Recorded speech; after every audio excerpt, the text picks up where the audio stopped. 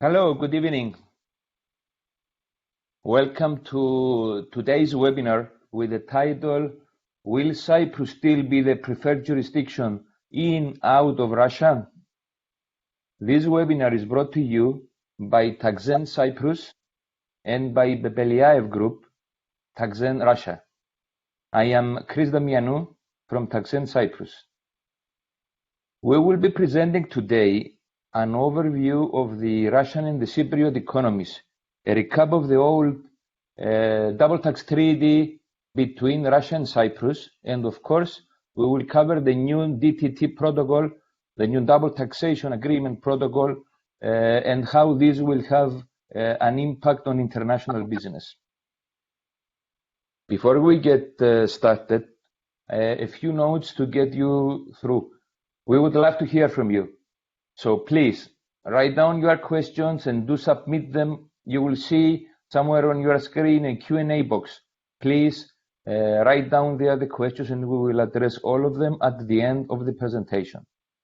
The presentation afterwards, today's to tomorrow, will be circulated to all of you, so no need to take photographs or anything. Finally, the three speaker profiles can be found in the presentation. However, if you have any specific queries, please send us an email to taxand@taxand.com and you will be directed to the appropriate contact accordingly. For those who just joined us, let me again repeat that I want to welcome you to our today's presentation. Will Cyprus still be the preferred jurisdiction in out of Russia? And without any further delay, I want to pass you on to my colleague, Andrey Tereschenko from the Pepeliaev Group, Moscow, to kick us off. Andrey, Moscow, to kick us off. Andrey? The introduction, just a few words where I am now. I am here, you may see behind the library. So this is not the library in my house. This is a library in our Moscow office, full of legal books. And I obviously have a library in my house, but it's full of the kids' books. Not only Harry Potter, but obviously some Russian national fairy tales, like Father Fro's Red Nose, Moroz Krasny Nos in Russian. We actually made quite similar event some time ago in December 2020, also together with Taxand Cyprus and some other jurisdictions which were also affected by the change of the treaties. But that time we did it in Russian, we addressed to the Russian audience. So now we decide to do it in English and to address it to non-Russian speaking guests. Also, I see a lot of people from outside of Russia joining us, and therefore we are all the time today, and me also, in English. So can we switch to the slide 3, please? I will skip the agenda. Yes. Well, actually the story started to develop in the spring of 2020. Then the Russian president announced that certain of the double tax treaty with so-called low tax jurisdiction should be changed. And as of that time, the Russian finance ministry started renegotiation of the several treaties with the key jurisdictions, which are the main investors into the Russian economy. And obviously the Cyprus is in this list. So far, 3 treaties have been renegotiated and changed. The treaty with Cyprus, and we will talk today about the provision of this treaty and the new protocol, which already becomes effective as of the 1st January of this year. Also the treaty with Luxembourg and Malta, and currently there is a quite tough and difficult negotiation between Russian and Dutch finance ministries. Then they start to discuss the change of the treaty with the Netherlands. Can we go please to the next slide? Well, what happens then the protocol came into effect and the provision of the new treaty became applicable. We actually underline three main scenarios which may be effective, may be important for the Cypriot structures. So the first scenario is then the Cypriot structure will be somehow adopted to the requirements of the new wording of the treaty, and we will discuss whether it is possible and what measures must be taken in order to achieve the lowest possible taxation with respect to the income distributed outside of Russia.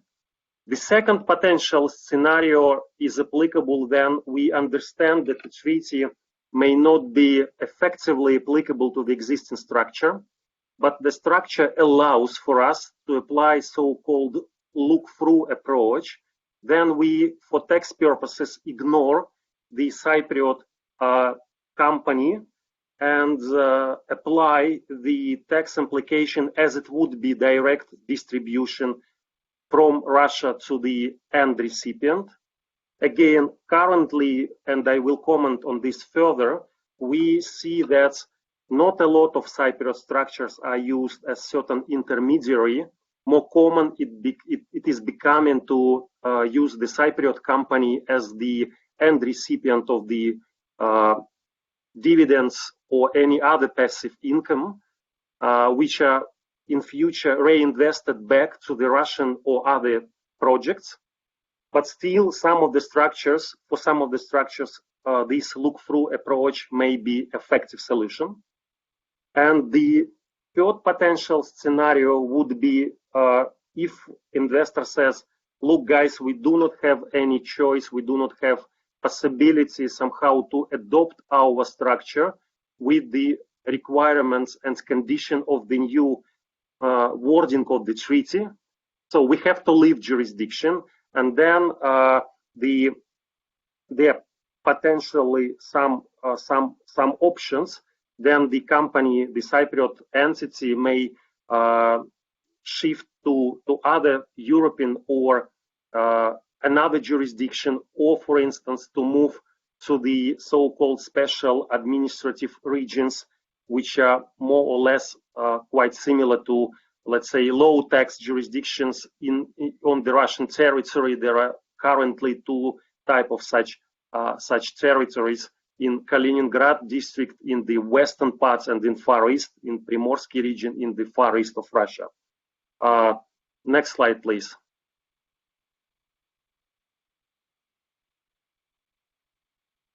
Yeah, here we summarize in the form of the table the main changes which are made to the Cypriot and other treaties by protocols. I need to say that the conditions, the wording of the protocol there is similar, so the changes are almost similar with respect to all three jurisdictions, and similar changes are discussing now with the Dutch tax authorities. So what happens?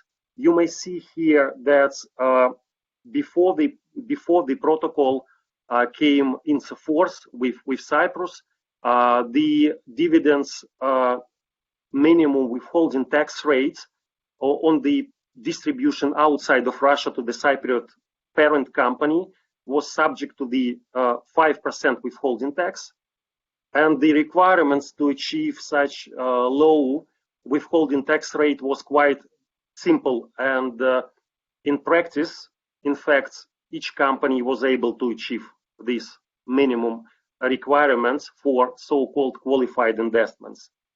After the protocol, this list of requirements became much stronger, and we will further discuss what happens.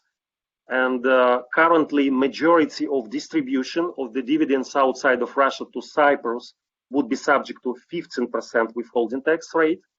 The second key change relates to the withholding tax rate on interest. Typically, the interest in many treaties, including Cyprus, including Russia-Cypriot treaty, the interests were subject to 0% withholding rates, so they were typically exempt from any withholding tax in Russia. The protocol remained this option, but make it available only for very specific list of recipients, of lenders. Then also for some type of recipients of interest, withholding tax rate was increased to 5%, but majority of the interest distribution is, let's say, regular interest or classic interest would be subject to 15% rate. And you may compare with the, let's say, national withholding tax rate established by the Russian legislation. That's the new withholding tax rates are very close to the rates which are established in the Russian national tax legislation, 15% for dividends and 20% for interest. Next slide, please.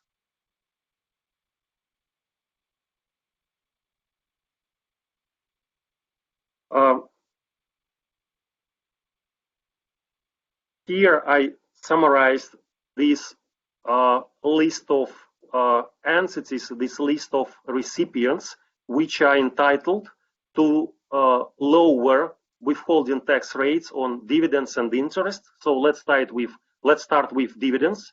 The 5% withholding tax rate is still applicable, but only for insurance company, pension funds, state-owned companies, and the Central Bank of Cyprus, and to the public company, which are subject to this 15% to 15% rule, we call it, which means that any dividends payable to the Cypriot company which are listed on the registered official stock exchange and which shares in amount at least 15% of its share capital are in free circulation may achieve such 5% withholding tax rate if such Cypriot company, which met the requirements which I just explained, owns at least 15% of the share capital of the Russian subsidiary for a period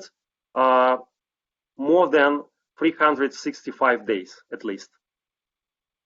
In such case, this company will be able to get 5% withholding tax rate on dividends payable outside of Russia to it.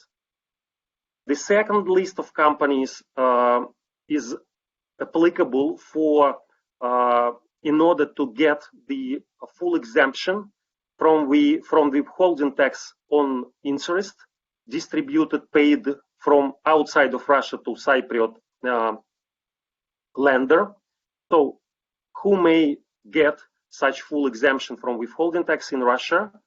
Insurance company, pension funds, banks, which is important, state-owned companies and central bank, and any payment under the corporate bonds or euro bonds listed on a registered foreign stock exchange.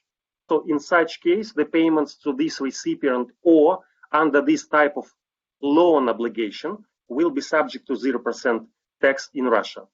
In case if the interest is paid to the public company, which met this 15 to 15% rule requirements, which I just explained earlier for dividends, it's applicable in the same way for interest distribution, then the payments of the interest to such company will be subject to 5% withholding tax rates in Russia. All other type of the loans will be subject to 15% withholding tax rates with respect to the interest payable under such loans. Next slide, please. Well, here I just reflect the classic Cypriot structures. Then we may see on the slide that as of this year, then the protocol becomes effective and the new wording of the treaty works. The withholding tax rates on major part of passive income in the form of the dividends and interest will be 15%. So we remember that before we have 5% on dividends and 0 on interest. Then such passive income will be exempt at the level of the Cypriot recipient. And then, as I said in the beginning, in most of the cases, such passive income currently are not distributed further to the individuals or, let's say, clear offshore companies, which may be on top of the Cypriot entity. So they are usually reinvested back to Russia or to some other regions and some other projects.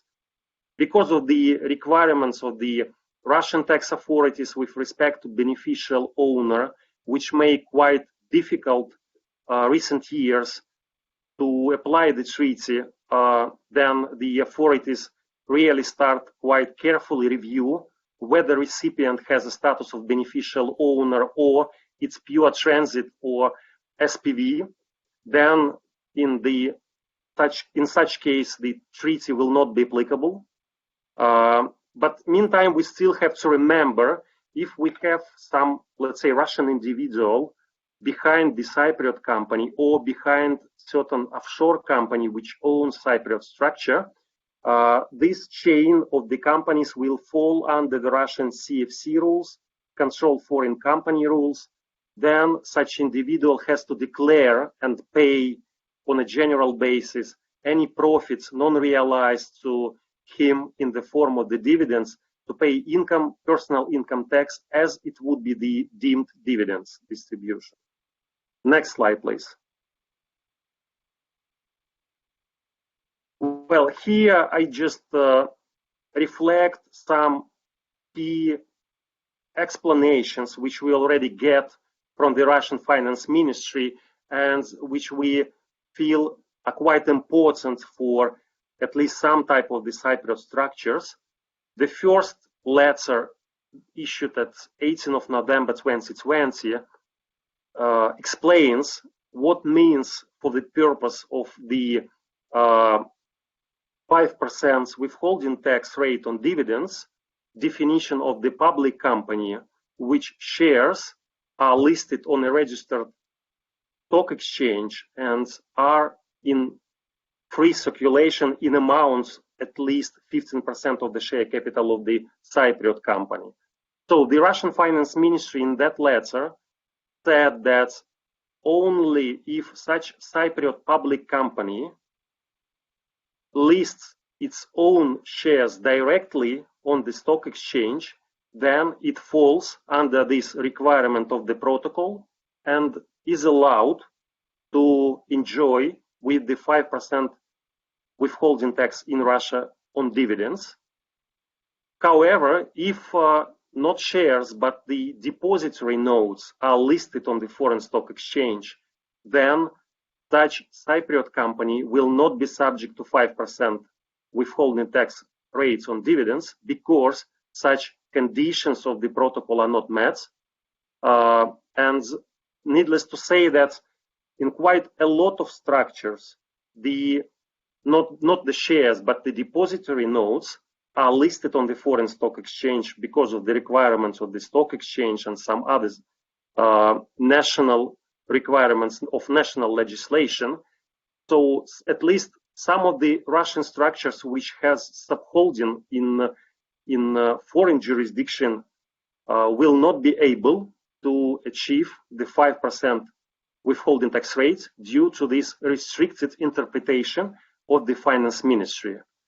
As a side note, I would say that this position of the Finance Ministry is not in line with the particular wording of the Article 10 of the Double Tax Treaty with Cyprus, because in this article it's clearly stated that for the purpose of this article, depository notes are regarded as shares.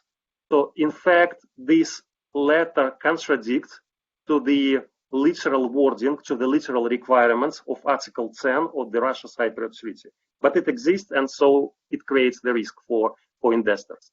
Then the second important clarification relates to the corporate bonds and euro bonds. So there was some misunderstanding in the Russian language of the protocol, and the Russian Finance Ministry in the letter dated of 12 November 2020 also clarifies what means this public company for the purpose of the lower withholding tax rate on interest. It said that it's full exemption, which provided on the corporate bonds and euro bonds. The Russian Finance Ministry said that for the purpose of such exemption, such bonds should be listed on a registered foreign stock exchange. So this means that in such case, the interest payable under such bonds will be fully exempt in Russia from withholding tax. The next slide, please. Here I just make 3 key comments with respect to the second potential scenario, which we remember I mentioned in the beginning. If we are in the position that we are not able to meet the requirement of the protocol and to achieve the lowest possible tax rates on interest or dividends, depending on the type of the income we receive from Russia, then as a potential solution for the existing structure without its change, modification, or leaving the Cyprus could be the application of the look-through approach. I also mentioned in the beginning that this is not a solution for all potential structures, because again, quite a lot of Cypriot companies now in the structure are the final recipient of the income, so they do not further distribute income received from Russia. And in such case, obviously, application of the look-through approach is not possible. However, if we have certain recipient behind the Cyprus, then we may try to apply this look-through approach. If in such case of, let's say, direct distribution for the tax purposes of such income, the withholding tax implication in Russia will be more favorable compared with the Cypriot implication. For instance, if we have the treaty which is still applicable between Russia and the state of such end recipient. However, the Russian case law already make several key requirements which must be met in order to apply the look-through approach. So the first requirement is that the passive income must be actually distributed to the end recipient. So they may not remain at the level of the Cypriot company. We have to prove to the tax office that the income were paid through Cyprus to the end recipient. And we have a couple of such cases. Then we apply to get refund of the withholding tax rate overpaid by the foreign company on interest. And we also have to prove that the structure, which was interposed as an intermediary between the end recipient and the Russian payer, physically transfer the money to the end recipient. The second requirement is that Cypriot company must prove that it is not the beneficial owner of the income, and that the final point is that obviously the end recipient must prove that it is the beneficial owner of the income. It can be proved in practice not only by the statements that I am a beneficial owner. The tax authorities more deeply review currently the such cases, and they request more detailed information, for instance, financial statements, public available information about end recipient to understand whether this company is really has a substance and may be qualified as an end recipient, and whether it reflects the received income in its income financial statement or in its tax declaration. So we need to be prepared to present such evidences for the tax office. Then the last option, then I talk about exit from Cyprus if we have not found any solution. I will comment at the end of our meeting. Just couple of points I will discuss, I will explain a bit later, then Demis finish his part. Thank you. This is all on my side, and I pass the word to Demis, who will talk and elaborate this topic from the Cypriot perspective. Thank you very much, Andrey. Indeed, thank you everyone for having me. Now we will move to part B, if I can say so, of the webinar. In this part B, I will try to answer mainly one question. Given what has changed, as my colleague Andrey has said, what can we do? What can we do in practice? What can we say to the clients? Whether there are any opportunities with this treaty, as has been amended. Before going to show a few practical examples that we prepared, I wanted to say a few things. Firstly, whatever you see in the next slides is not just a ready product that you can go next day and put it in practice. There are a lot of things around it that we need to think about it. But at least we wanted to give you the ideas, some of the ideas that we thought, and maybe it might be useful for you guys. All right. So next slide, please. We can start with the slides. All right. As you can see here in this slide, the treaty, the first treaty with Russia was signed in 1999, and then was a protocol change again in 2012, and then the last one was 2021, the one that we are talking today. Next slide, please. All right, just some general idea about the treaty, what it is, very, very briefly. Treaty simply is contracts, agreements between two countries. The important here to say is the last two bullet points that will be useful for later on. The treaties, we all know in Cyprus and in Russia, they are superior from domestic rules. And the last point, they have a schedular approach. This came historically from the UK, which means that each income has its own rules. Next slide, please. Okay, here I summarize the actual treaty between Cyprus and Russia. There are 30 articles. What has changed actually is Article 10 and Article 11 only. Article 24 as well, just some renumbering, so nothing really changed. So from Article 1 to Article 30, only Article 10 and Article 11 has changed with this protocol. Next slide, please. One more, please. All right, we start to get into the practical aspect of the webinar. As we have seen, there are only two articles that have changed. There are points that remain attractive, and I will explain. Existing structures maybe need to be reviewed. And here, the slides that will follow are some practical examples that we can discuss together. Next slide, please. All right, example number one. Here we know that the treaty changed Article 10 of the dividends. What can we do here? What can we think about it? We know in the tax world that dividends and capital gains are economically equivalent. So it's equal the way that we think about it. So what can we do? Can we transform dividends to capital gains? If we can do so, then the treaty, it doesn't stop us or it doesn't give us any changes. So the idea here is that we have a Cyprus company holding shares in a Russian company. We say, don't give any dividends, keep your wealth, and then make disposals of the shares when it's needed. This is obviously, there is no change. The disposal of shares that they don't have land, of course, they are tax zero in both states. Next slide, please.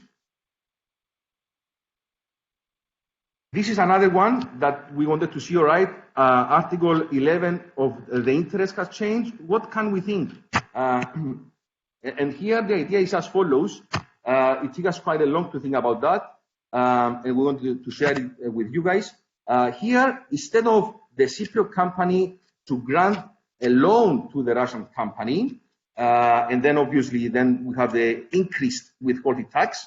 Instead, the Cypriot company can give money, but this money can be derivatives. So this agreement, the derivative agreement, it will not be a loan. We know what is the definition of loan. It will be an agreement, whereas I give 100,000 euros to the Russian company, and the Russian company pays back the 100,000 euros, and in addition, it pays me something else, for example, because the stock exchange went up, or for any other reason, the property market went up. This kind of scenario is, again, we're trying to say this is not a loan, it's a derivative, and derivative is, again, very similar to the cash flow of the loans, but are taxed under the other income article of the treaty, which has not been changed with the recent amendments.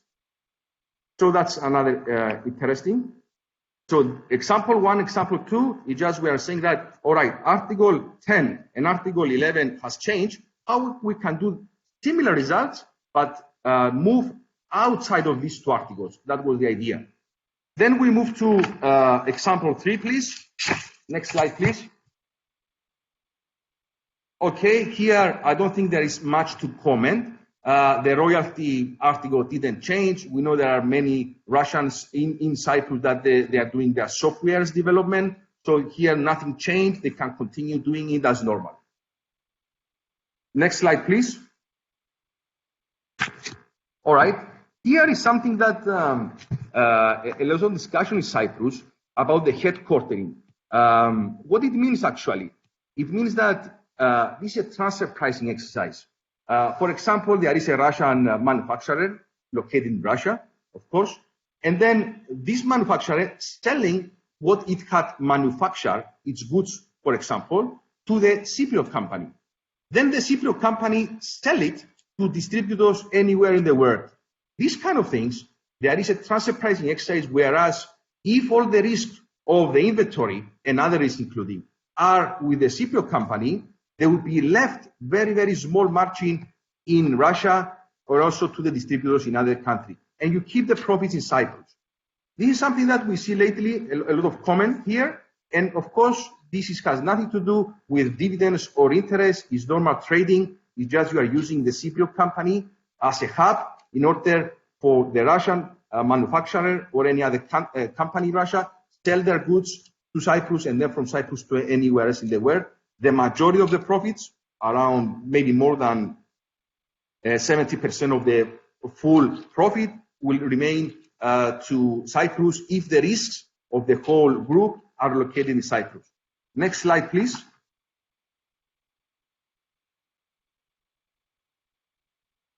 Here again, the same transfer pricing, so-called planning. The Cypriot company can be used, of course, to sell now goods to Russia, for example, in a distributed Russia. So I'm sure that Russia importing a lot of things. So you can use the Cypriot company to sell to Russia. And here again, the game, the name of the game is that the Cypriot company will also here try with a transfer pricing exercise to keep as much as possible of the profits. How do you do that? You're just saying that the distributor in Russia is a limited risk distributor, means that they don't own in real terms the goods. It's just like a small agent, if I can call it like this. So it gets very, very little remuneration. So example 4 and 5 are transfer pricing examples. And actually going forward, they are very, I believe that they will be used a lot, not only for Russia, but generally due to the low corporation tax in Cyprus. And example 6, here, next slide, please. Here, the situation is more easy. Here we have a Cypriot company that it can offer vital services to Russia. So offering services, you don't get caught from Article 10, Article 11 that has changed. Of course, here I can understand from my colleague in Moscow that there are some changes in the legislation in Russia. But again, we're talking about treaty. This is something that we can, at least share with you guys. So these are the examples that, of course, there are many. But again, these are just few ideas that, is not the end of the world. There is always something you can do. Then we move, next slide, please. These example 7, example 8 are coming from the new protocol. The previous were just some ideas that we developed and we wanted to share. Example 7 is, of course, list the company in the Cypriot Stock Exchange. Of course, here is the requirement that has to be a free floating of 15%. Next slide, please. And here, the protocol allows us that if a Russian company issued a bond, and this bond, for example, because you can list it in any stock exchange, but for example, you list it in the Cypriot Stock Exchange, then of course you are exempt and you don't have the 15% withholding tax. So that's from my side of the practical examples of the ideas that we came. I will now pass the floor to Chris to continue. Thank you.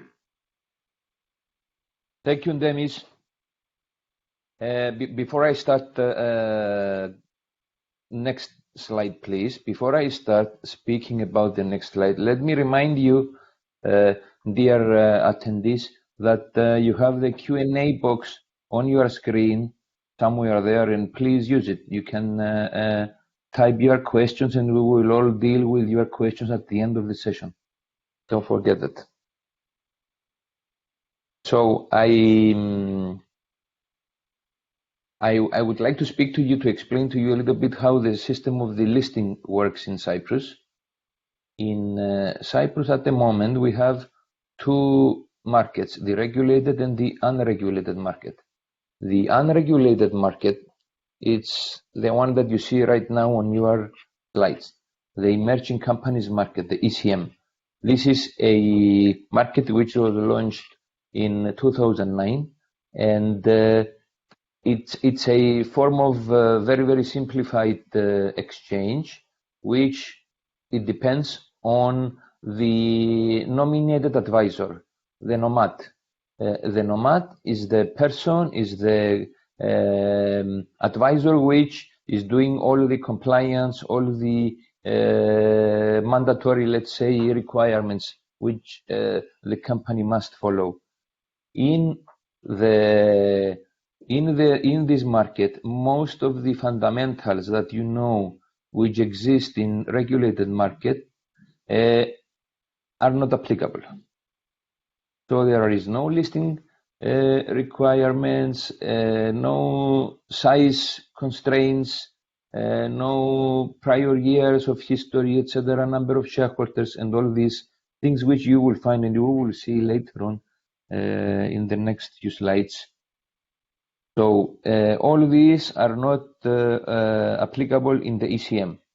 In the next slide, we will see the type of products, the type of instruments that are listed. Next slide, please.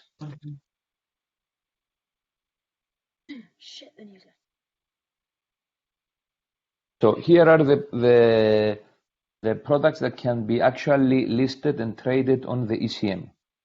You will see that all possible and all common instruments can be actually listed.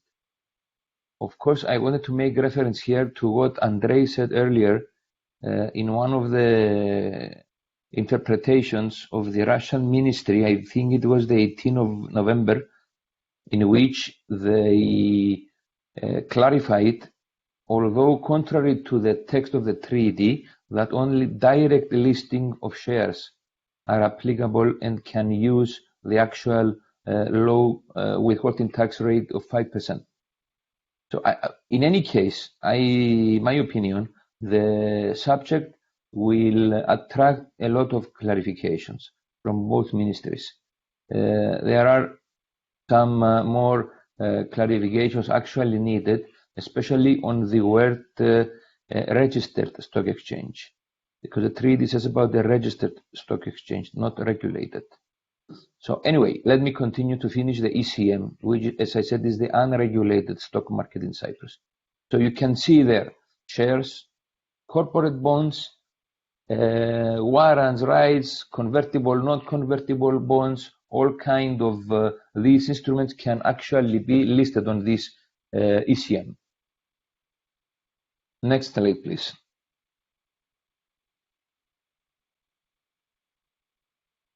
This is now the regulated market in Cyprus. As I said, in addition to the unregulated, we have a regulated market, which it can be further divided into the main market and the alternative market. The differences between the two is basically the size of the market capitalization, the number of the shareholders, etc., and also the fees payable for those two markets. So in general, however, the regulated stock exchange is similar to what you know in every other country. It's a European Union country, so you will expect to see very, very similar requirements than any other EU-based market and very similar to any other regulated market in the whole world. Including investment funds, collective investment funds can also be listed, and as well, local and foreign entities can also be listed in the regulated markets of the CSE, of the Cyprus Stock Exchange. Next slide, please.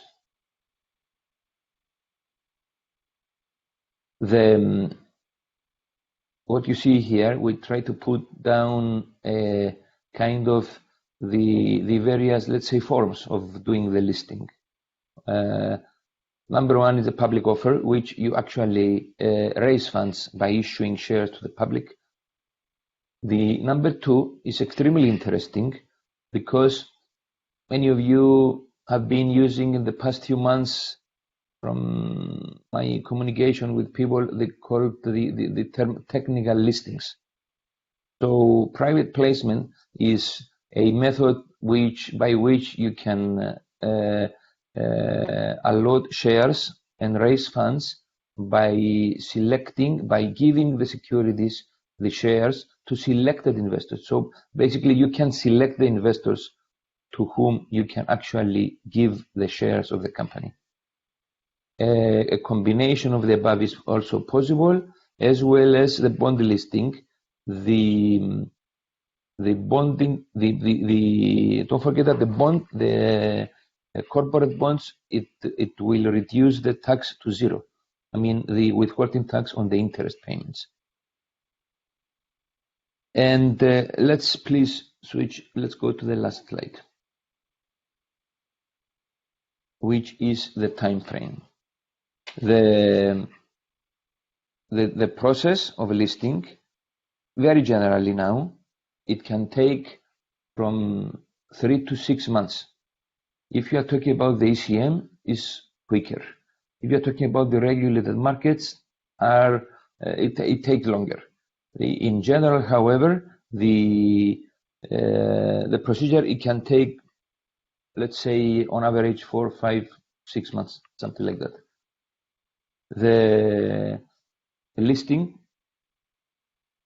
of companies in the stock exchange is something that we are doing for the past numerous years. So we already have appropriate experience in this exercise, not because of the tax benefits. So this concludes my presentation about listings. And please, let's go to the next slide, which I think is the MLI. Yes. Demis. Thank you. Don't forget, please, the questions. Don't forget. Thank you very much, Chris, indeed. Okay, here we'll speak very briefly about MLI. It's not a webinar about MLI. We will need a whole seminar to discuss about the MLI, but we just wanted very briefly to touch on this. Because if we ignore it, it's like we're ignoring the elephant in the room, since we're talking about treaty. As we know, Cyprus and Russia, we opt for the MLI, the principal purpose test. What that is that, for example, when there is a structure, Cyprus-Russia, then the Russian tax authorities, they have to sit there, think and then say their view whether the reason or one of the main purpose of the structure that they have in front of them, it was for tax reasons. If this is the case, then they can deny the treaty benefits. So it's something important, really, really important. Okay, next slide, please.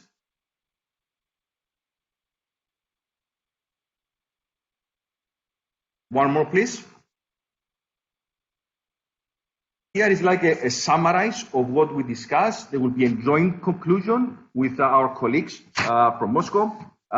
Starting with myself, we can all agree that it's important. Maybe some form of restructuring is needed to current structures, at least to look at them and see how they are affected.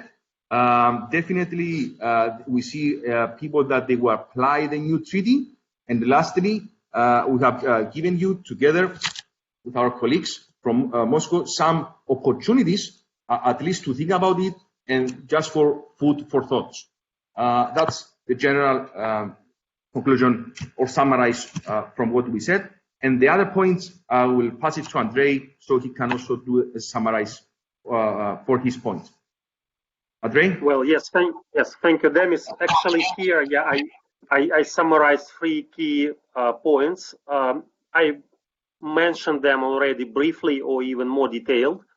So again, we say that what we may do with the new provisions of the treaty, as alternative, if the treaty does not meet our expectations and our purposes, then we may try to remain the existing structure, but apply the look-through approach. Then the tax implication would be, as it is the direct distribution from Russia to the end recipients, then Cypriot company is ignored for the purpose of the withholding tax rates. The second possible option, or let's say the option, then we may not survive anymore with the Cypriot structures.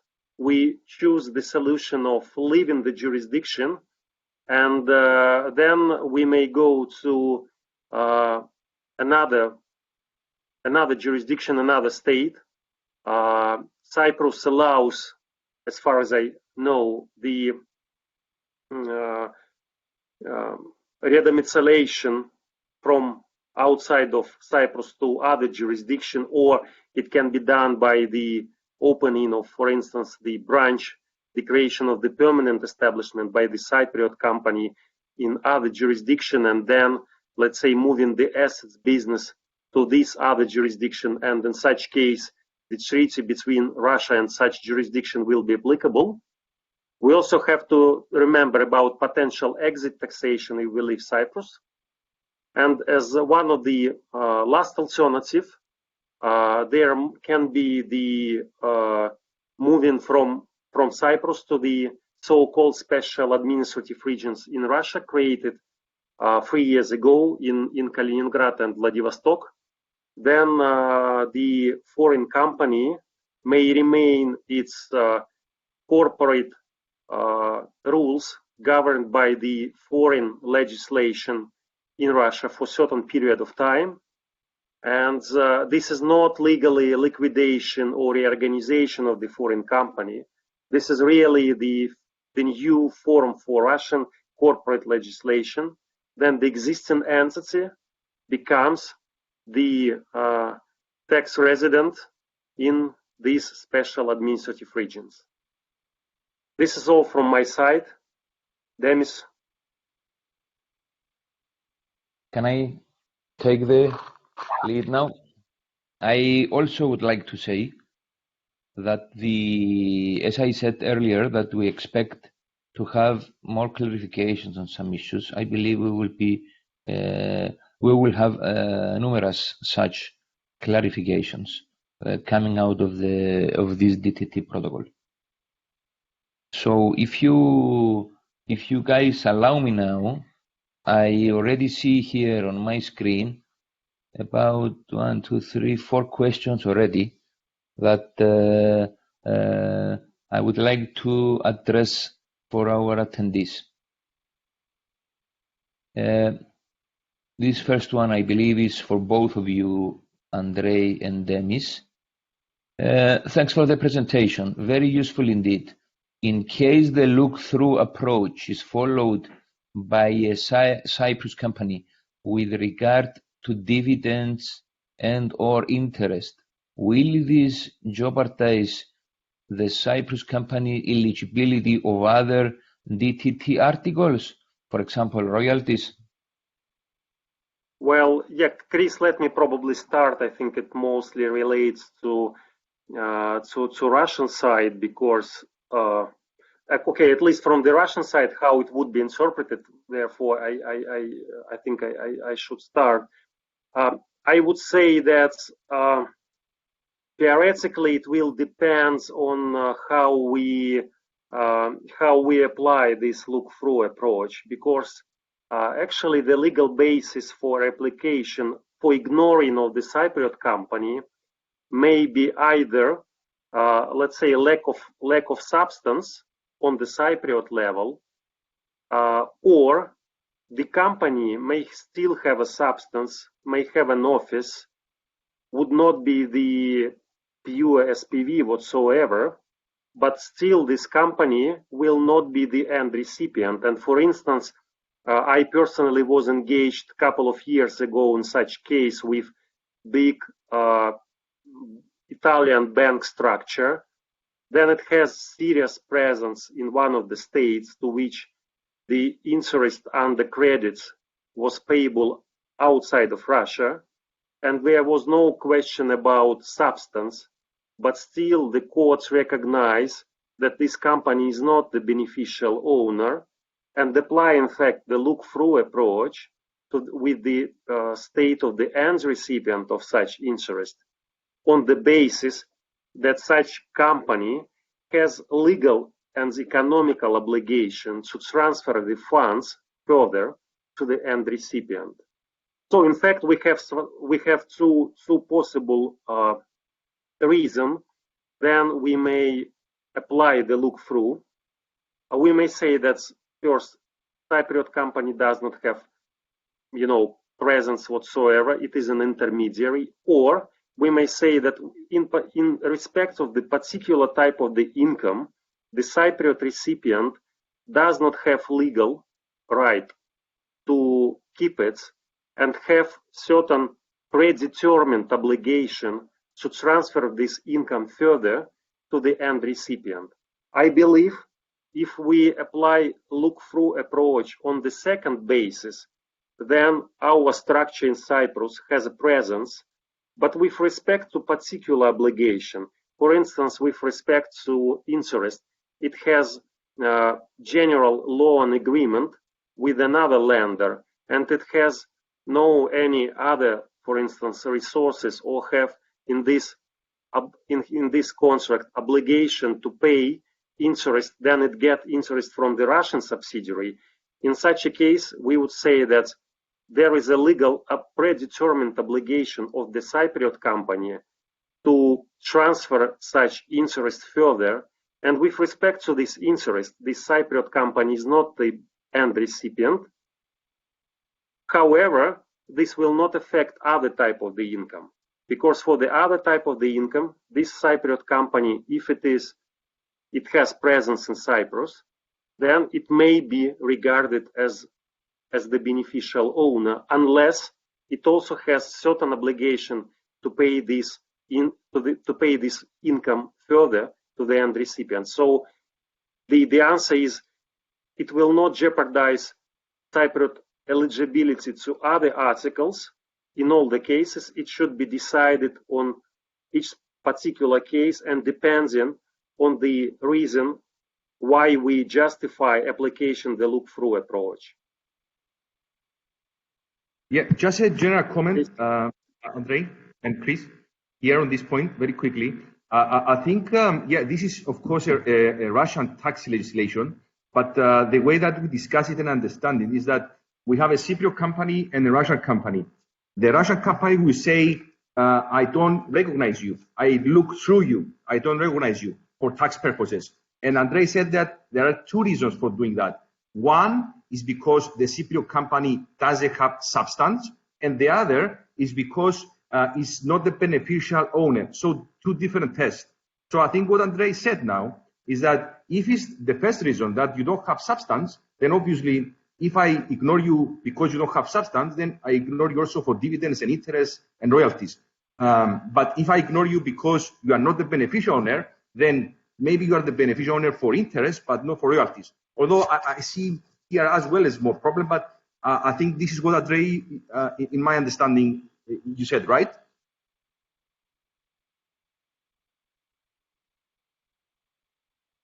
Andrey? Yes, I can. Yeah, I can confirm, Demis.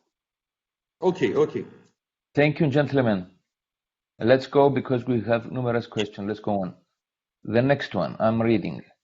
Is there a definition of what is an interest for Russian tax purposes? For example, the spread on FX swaps, which includes no initial exchange of cash, but a series of cash flows according to movement of currencies plus a spread. Is it an interest? Do they look for an initial exchange of cash or no? Yes. Maybe I will start for that, if you're okay, Andrey and Chris. Go ahead. Okay. Thanks. Yeah, that's it's a really interesting question. I don't really want to go too deep to here, although I spent maybe 2 months about this kind of what is interest, what is other income of my time. I just wanted to give some general idea. What is interest and what is dividend is in the go to article to dividend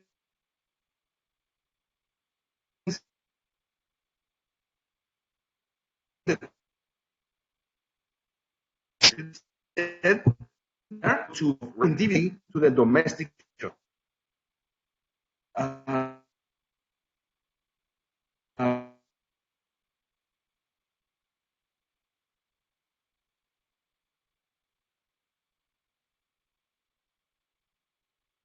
Chris, can you hear me?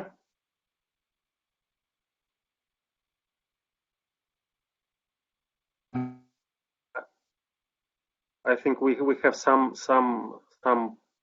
problems with the connection. Want to go ahead, Andrey, until we probably let me start. Yes. Yeah, let me probably start since we miss Demis. Hopefully he return. Well, we don't have snow, so I do not. Yeah, I do not really have direct answer to this question whether particular this instrument will be regarded as an interest for tax purpose. I will probably give more generic, let's say, explanation. In the Russian tax code, there is a definition of the let's say of the debt obligation. It is made in the article 269 of the Russian tax code, which regulates the questions of how the interest on loans, on credits are taxable. It provides certain limits, explain how the fin cap rule is applicable, and so on. And the Russian tax legislation does not contain the specific definition of the debt obligation. It says that as a debt obligation for tax purpose, we qualify, we recognize debts, credits, loans, and other type of loan obligation. And then we may look into the Russian civil code, which has the definition of the loan, and which says that under the loan obligation, one party has to grant certain amount of, if we talk about monetary loans, because there are obviously non-monetary loans. So if the one party grants the the certain amount volume of money to the borrower, to the recipient, then the recipient has to return this amount unless it is the interest-bearing loan to the party which grants these monetary resources. So my feeling, because I'm not really experienced in this swaps operation, but from this definition which I see in the question, my feeling that it does not contain these elements as granting of initial monetary fund to the recipient with the obligation to return it back. Probably, again, this is because of my lack of understanding how the swaps operation work, but this is how I would interpret it from the Russian legal and tax perspective. Sorry, I think it was interrupted. Demis is back. Yes, yes, Demi, we didn't hear any of your, and I know you are an expert on this, so please. Yes, so sorry about that. I don't know what happened. Let me repeat what I was saying. Let me find the question as well. Okay, what I wanted to say here, is really a technical question, and we can discuss later on if the person wants more. But the general idea is as follows. The treaty for Article 10 and Article 11 gives definitions what is interest and what is dividends. It's a means definition, which that means that there, what it is in the treaty, that's what you have used. You don't have to go to the domestic law of Russia or of Cyprus. However, the dividends article is sending you in a way to the domestic law of Cyprus and Russia. All right. Having said that what means interest and what means dividends is in the actual treaty, that's granted. Then we know for swaps, reading the OECD commentary, FX swaps, the commentary specifically says so that swaps is under the other income article. So the question here is the spread on FX swaps exchange by the series of cash flow price. No, this is the case. This kind of exchanges that swaps means I give you something, we swap things, right? I give you something and then you give me something back plus something, right? Otherwise it doesn't make sense to swap things. So I gave you 100,000, you give me the 100,000 back plus something else. This plus something else from a treaty, although again, is not that clear, it's not that easy, the answer. That money that comes back is not an interest. Do they look for an initial exchange of cash or no? No, it's irrelevant whether there is an initial exchange of cash or no for treaty commentary. Can you hear me? Thank you, Demi, thank you very much. We heard you very, very well. I believe the subject is quite technical and complicated, and I urge the attendee who posted this question to contact you both in order to clarify it more. Let me go to the next questions, please. Would there be an exit tax in Cyprus if the domicile of the company would be transferred to Switzerland? Demi, do you want me to answer it? Yeah, can I go? Go ahead. Yes, go ahead. Thank you. All right, exit taxation in Cyprus. When is this happening generally? It's happening when you change the residency, the tax residency of the Cypriot company. That's what the law says. It's a European directive. So when you change your tax residency, not your legal aspect of your company, then we have this problem with exit taxation. What that says, it says that when you change the tax residency from Cyprus to another jurisdiction, then there is a deemed disposal of the business. And here you have to start looking whether there are any taxing rights in Cyprus. So it's like you are selling your business. That's the way you should look at it. So we know that under disposals, when you sell your business in Cyprus, but there are a few things that you have to pay attention. For example, goodwill. That's something important, which we know that is taxed in Cyprus. So what I'm trying to say is that it depends. I give you the whole thinking behind that. And let me also add that we have already secured a couple of rulings on exit taxation on behalf of clients. So do contact us down the road in the next few days, and we will give you more clarity on this question. Let's go to the next one, please. This is for you, Andrey. Let me read it. Whether any experience in particular cases already exist when Cyprus company moves to the special administrative region in Russia, Kaliningrad or Vladivostok? Well, thank you, yes, Chris, for question. We have made a couple of months ago the joint event with the management company of these both special administrative regions, and they said that at the beginning of December 2020, in Kaliningrad there were about 35 re-domiciled entities. 80 or 85% of them came from Cyprus to Kaliningrad region. Far East is Far East. This follows from the definition of this region, and this region is not as, let's say, developed as Kaliningrad. So in Far East there are just only few cases of then the foreign company change their motherland from abroad to Russia. Thank you. The next one is for you, Demis.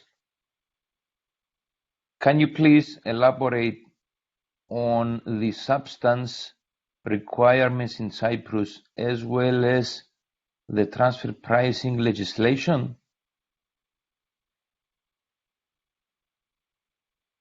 But I think we already lost him.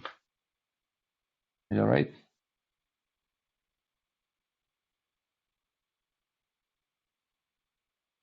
So let me answer the question.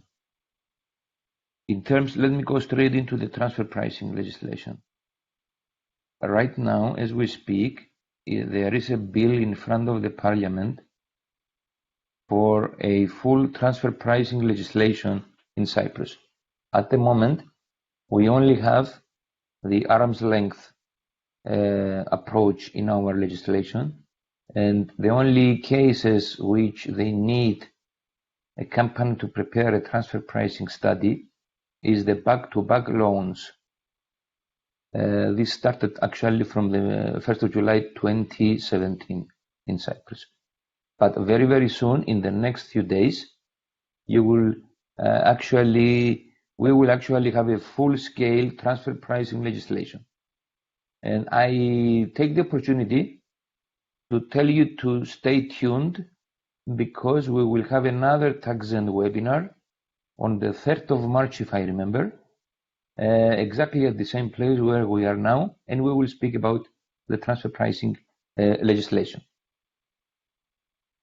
The next question is, what is the market capitalization requirement for the main market versus the alternative market?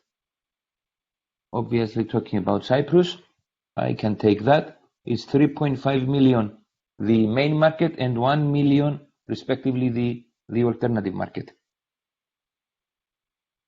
And there is another question, similar about the stock exchange, saying whether the unregulated market is recognized and approved as well from Russia. Andrey, you may help me about that. But I can take the question, and then in the Russian language you can explain as well. The Cyprus Stock Exchange, which incorporates both the regulated and the unregulated markets, are recognized, registered, and approved by the Russian Ministry of Finance. Please correct me if I'm wrong, Andrey.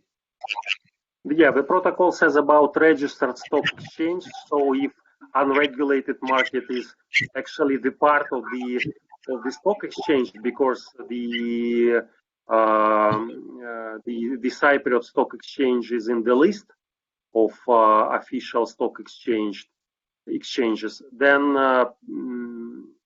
it would be the part of it will be recognized from the Russian perspective.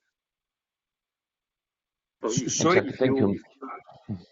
Probably good to have you back. Sorry, I don't know what's happening. Maybe the system doesn't like me. So sorry about that. Is it anything that you'd like me to comment on? Well, there was a question which actually I skipped about substance in Cyprus. I didn't speak too much, asking you to elaborate about substance. You want to take it? We have only a few minutes, guys. Okay. Do you want me to say something about substance? Or please, few words. Okay. Right. Substance. In Cyprus tax law or any other law, we don't have any substance requirement that says you need to have this number of employees, an office or capital and etc. So that's number one, what I wanted to comment. Number two, what we see, although that's very, very important, that all this treaty part, the articles of the treaty, the commentary, when we go to MLI, we see that there is a lot of discussions about examples on the actual OECD commentary, which tells you about substance, and the substance move beyond the legal substance, number of employees or this kind of legal definitions, and is moving to a transfer pricing definition, which is more economics. So here they want to look more at the reality, which is, does this Cypriot company has functions, asset, and risks? You see all spread everywhere in the MLI, these three words, which is the transfer pricing words. So what I'm trying to say here is that on the one hand, that substance is really, really important. Number two, typical structures that we have in Cyprus, which is a simple financing company, royalty, or holding company, you can do a substance and a proper substance without a lot of things. We have to close. Okay, all right. Sorry to cut you. No problem. But we are running out of time. We have only 1 minute left. And I would like to take this minute, please. Let's go to the next slides, guys. Show our contact details. And I would like to say thank you to everybody who is tuned today in our today's session. I hope everybody has enjoyed our insights. Whatever you need, you can send us an email. Keep an eye as well in your inboxes, because you will receive more invitations for future Taxand webinars as well. And as a reminder, our profiles, the slides and everything will be circulated to you anyway. But in case you need more or anything else, please don't forget the email address taxand@taxand.com, and send us an email and we'll direct you to wherever appropriate. Thank you once again. Enjoy the rest of your day wherever you are in the world. Thank you. Yes, thank you. Thank you, guys. Bye-bye.